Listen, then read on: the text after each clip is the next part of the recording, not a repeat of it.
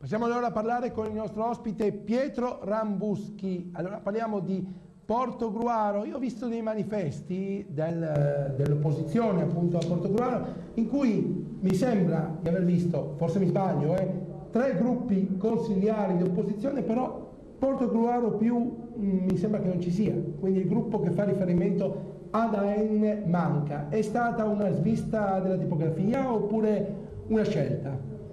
No, questa è stata in effetti una scelta perché anche motivata, in quanto appunto Portogruaro più vediamo che in Consiglio Comunale attacca i gruppi di minoranza invece di attaccare non solo la maggioranza, e quindi a questo punto abbiamo detto, beh, visto e considerato che siamo 3 gruppi che vanno d'accordo, facciamo il manifesto per conto nostro, trascurando appunto quest'altro gruppo.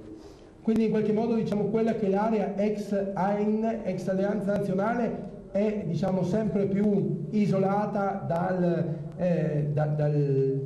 dall'opposizione insomma che voi rappresentate. Sì, beh, direi proprio di sì, ma non è una scelta nostra, è una scelta loro, perché con questi atteggiamenti si isolano soli, quindi noi altri non possiamo che prendere atto e quindi vabbè, lasciamolo là e facciano la loro politica anche per il futuro.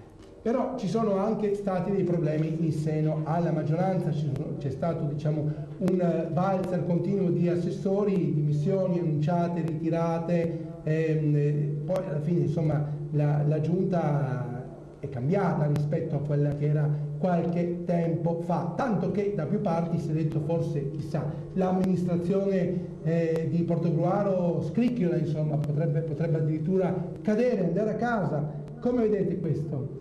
Sì, beh, veramente la Giunta di fatto ha cambiato 2 assessori, sia la Foschi che Moro Sanuto, ecco, quindi sono 2 gli assessori, ma il problema non è solo il cambio di assessorati, il problema è all'interno del Consiglio Comunale, in quanto i consiglieri appunto c'è un po' di maretta all'interno della maggioranza, non a caso. Quindi crede che i problemi insomma non siano risolti, diciamo, questo assestamento? No, anzi tutt'altro, io direi tutt'altro. Infatti l'ultimo Consiglio Comunale il 24 dicembre appunto anche il consigliere di maggioranza che è Cristian Moro di Portovecchio ha fatto un attacco piuttosto duro al sindaco e anche al vice sindaco. Una battuta finale per quanto riguarda il gruppo per il cambiamento, un resoconto insomma di questo 2012.